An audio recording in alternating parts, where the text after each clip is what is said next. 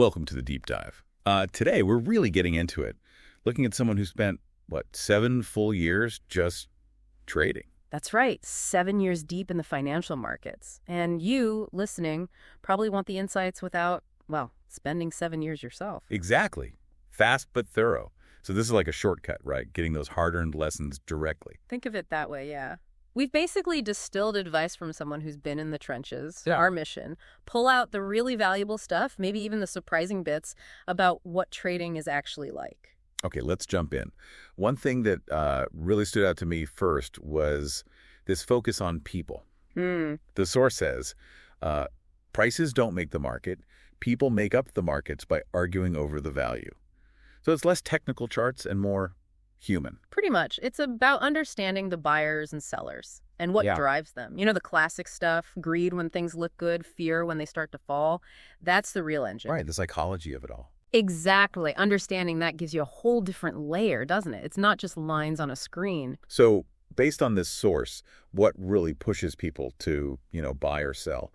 What are those triggers? Well, it often boils down to those basic instincts. Hope for big gains. That can start a buying rush. But then the fear of losing everything, that can trigger panic selling.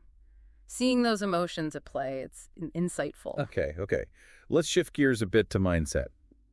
There was this line, never be afraid of losing something you have never really had.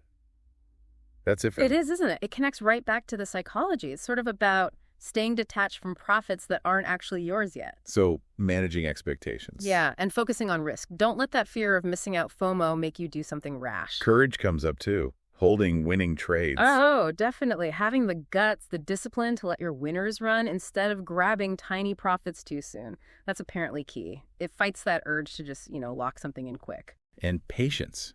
The source really hammers this point. Careful timing is essential, and being impatient is costly. I think we can all relate to jumping the gun sometimes. We can. Impatience leads to mistakes, missed chances. This trader is clear. Wait for the right moment. Be patient. That's a huge advantage.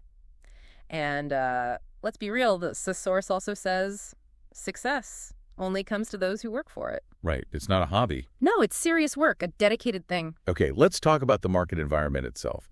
It's described as a zero-sum market. Uh-oh. Yeah, and the quote is pretty blunt. You either a prey and a predator? Sounds harsh, maybe. A little bit. Competitive, for sure. It highlights that competition. Basically, for someone to win, someone else often has to lose. And for new traders, the advice is clear. You start as the prey. Ouch. So the first job is just survive. Exactly. Self-preservation. Protect your money while you learn the ropes. Like learning to swim where everyone else is already a pro. So stepping into a field designed for professionals, that means you're up against it from day one. Pretty much. You're entering a space with experienced people, lots of resources, so you absolutely need to keep learning, keep adapting, have a real strategy. Which brings us to strategy execution. Big warning here. Never execute a trade unless you know you can do so with financial safety. Seems obvious, but maybe easy to forget. Totally. Especially when things get exciting or scary. It's like rule number 1, manage your risk. Don't bet the farm. All those warnings against getting rich quick or fighting the market or just wishing, they all point back to trading safely. And I found this interesting. Yeah. You don't need to trade every day. Challenges that idea. You always need to be doing something. Right.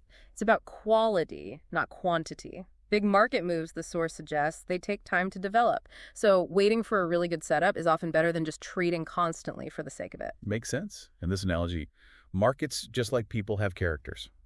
I like that. It's a good way to think about it, yeah. Different markets behave differently. And tied to that, the hard truth. Markets are never wrong, your opinion is. That one stings a little, maybe, but probably true. It's humbling, right? Forces you to be objective. Adapt to what the market is doing, not what you think it should do. And ultimately, like the source says flat out, trading is a business.